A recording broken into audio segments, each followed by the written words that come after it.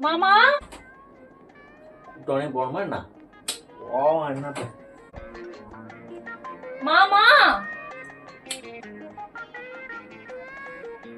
யோ மாமா. என்னது யோ மாமாவா? என்ன வர வர மரியாதை தேயுது. இவனே டேய் விஜய்.